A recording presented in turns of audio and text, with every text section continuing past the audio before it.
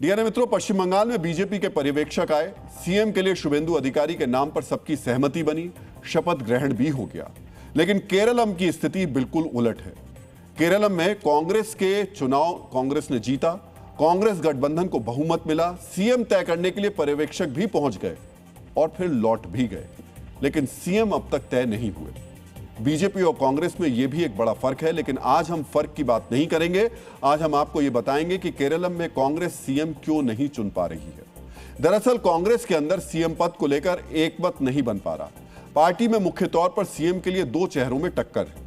पहला चेहरा है केरलम कांग्रेस के नेता वीडी सतीशन, दूसरा चेहरा है एआईसीसी के संगठन महासचिव केसी वेणुगोपाल। इसके अलावा रमेश चेन्नीथला भी दावेदारी ठोक रहे हैं। पार्टी को एकमत करने के लिए दिल्ली में बैठक चल रही है। इस बैठक के बाद कांग्रेस का अगला कदम साफ होगा। हालांकि नेता यह भी कह रहे हैं कि वो आज ही फैसले की उम्मीद कर रहे हैं। हम उम्मीद करते हैं कि आज ही सीएम का ऐलान हो जाए। अगर पार्टी को ज्यादा वक्त चाहिए तो वो ले सकते हैं। पार्टी के अंदर कई विचार हैं। अगर आज ऐलान हुआ तो हम उसे स्वीकार करेंगे। कांग्रेस के अंदर सहमति ना बन पाने की दो वजह हैं। चूंकि वेणुगोपाल दिल्ली में बैठे आलाकमान के नजदीक हैं, इसी वजह से उन्हें सीएम बनाए जाने की चर्चा चल रही है। सतीशन को जमीन से जुड़ा नेता माना जाता है। वो पिछली विधानसभा में नेता प्रतिपक्ष भी रहे थे। इस वजह से उनकी दावेदारी भी मजबूत है। इस बीच कार्यकर्ताओं का धैर्य जवाब दे रहा है। केरलम में तीनों नेताओं के समर्थक सड़कों पर उतरे हुए हैं, अपने नेताओं के लिए प्रदर्शन कर रहे हैं। लोग सवाल पूछने लगे हैं कि केरलम में जनता का सीएम बनेगा या आला कमान का सीएम बनेगा। इस अंदरूनी खींचतान में कांग्रेस की दिक्कत एक पुराने साथी ने बढ़ा दी है। ये साथी है IUML यानी इंडियन मुस्लिम लीग, जिसने सतीशन का समर्थन किया। कांग्रेस चाहकर भी इस मांग को सिरे से खारिज नहीं कर सकती। केरलम में कांग्रेस के यूडीएफ गठबंधन को भारी बहुमत मिला है। यूडीएफ के पास 110 सीट है, IUML के पास 22 सीटें हैं। अगर सीएम को लेकर IUML ने दूरी बनाई तो गठबंधन के पास 80 सीटें रह जाएंगी। हालांकि बहुमत तब भी रहेगा, लेकिन बहुत कमजोर हो जाएगा। यह सच IUML भी जानती है। इसी वजह से IUML के नेता दबाव बनाने से पीछे नहीं हट रहे हैं। मित्रों, 4 मई को जब चुनाव आयोग ने नतीजों की घोषणा की थी, तब केरलम की 140 सीटों के नतीजों का ऐलान सबसे पहले हुआ था।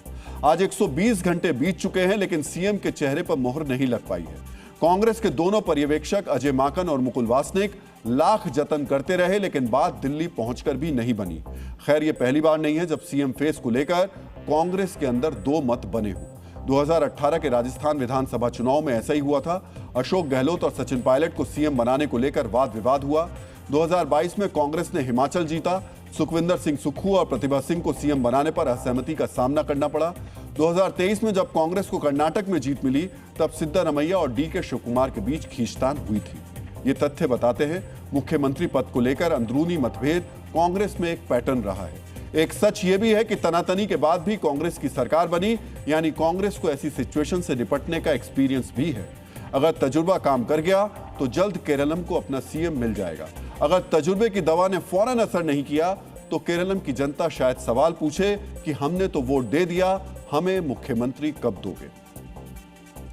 डीएनए मित्रों, केरलम में कांग्रेस की अगुवाई वाले गठबंधन के पास पूर्ण बहुमत है, लेकिन कलह की वजह से अब तक सरकार गठन का फैसला नहीं हो पाया। लेकिन केरलम के पड़ोसी राज्य तमिलनाडु में सरकार गठन की गुत्थी सुलझ गई है। अब अभिनेता से नेता बने विजय थलापति कल सुबह 10 बजे तमिलनाडु के मुख्यमंत्री पद की शपथ लेंगे। हालांकि कल खबर आई थी आज ही विजय थलापति मुख्यमंत्री पद की शपथ ले सकते हैं, लेकिन आज होने वाली उनकी शपथ पर राजनीतिक ग्रहण लग गया। आज आपको समझना चाहिए 4 दिन में राज्यपाल से 4 मुलाकात करने वाले विजय थलापति की शपथ पर ग्रहण क्यों लगा था और किस तरह विजय थलापति ने इस सियासी ग्रहण की छाया से खुद को बचाया। आज आपको यह भी जानना चाहिए सबसे बड़ी पार्टी बनने के बावजूद बहुमत से दूर TVK को अब किस किस पार्टी का समर्थन मिल चुका है और विजय थलापति को कितनी मशक्कत के बाद बहुमत के लिए समर्थन और सरकार बनाने का न्योता मिला। मित्रों, तमिलनाडु में सरकार बनाने के लिए TVK चीफ विजय आज जब चौथी बार राज्यपाल भवन पहुंचे तो उनके पास 121 विधायकों का समर्थन पत्र था। यह समर्थन पत्र उन्होंने राज्यपाल राजेंद्र विश्वनाथन आर्लेकर को सौंपा, जिसके बाद राज्यपाल ने उनको सरकार बनाने का न्योता दे दिया। चुनाव का नतीजा आने के 5 दिन बाद बहुमत का गणित विजय के पक्ष में आ चुका है। तमिलनाडु विधानसभा चुनाव में विजय की पार्टी को सबसे ज्यादा 108 सीटें मिली थी, लेकिन विजय 2 सीटों से चुनाव जीते थे। इसलिए संख्या बल 107 का था। यह संख्या बहुमत के आंकड़े 118 से 11 कम थी, लेकिन अब कांग्रेस के 5, लेफ्ट पार्टियों सीपीआई और सीपीएम के 2-2 विधायक, इसके अलावा वीसीके और आईयूएमएल के समर्थन से टीवी के अब बहुमत के लिए जरूरी 118 विधायकों के आंकड़े से आगे निकल गई है। मित्रों, सबसे बड़ी पार्टी बनने के बावजूद विजय थलापति को बहुमत इकट्ठा करने के लिए काफी मशक्कत करनी पड़ी। राज्यपाल से 4 मुलाकातों के बाद विजय थलापति को सरकार बनाने का न्योता मिला। नतीजा आने के एक दिन बाद 6 मई को विजय पहली बार गवर्नर राजेंद्र विश्वनाथन आर्लेकर से मिले।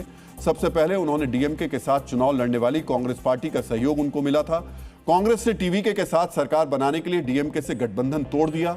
विजय ने गवर्नर को 113 विधायकों का समर्थन पत्र सौंपा, लेकिन राज्यपाल ने लिखित में 118 विधायकों का समर्थन मांगा। 7 मई को विजय दूसरी बार राज्यपाल से मिले। उनकी कुल ताकत अभी भी कांग्रेस समर्थन तक सीमित थी, लेकिन राज्यपाल ने फिर से 118 विधायकों के समर्थन का सबूत मांगा और विजय खाली हाथ लौट गए। विजय की चिंता इसलिए भी बढ़ गई थी क्योंकि सरकार गठन के लिए डीएमके और एआईएडीएमके के बीच भी चर्चा शुरू हो गई। एक दिन बाद यानी 8 मई को लेफ्ट पार्टियों सीपीआई और सीपीएम ने विजय को बिना शर्त समर्थन देने का ऐलान किया। विजय तीसरी बार गवर्नर से मिले। इस बार उनके पास 117 विधायकों के समर्थन की चिट्ठी थी, लेकिन राज्यपाल ने फिर से 118 विधायकों के समर्थन की चिट्ठी मांगकर उनको वापस भेज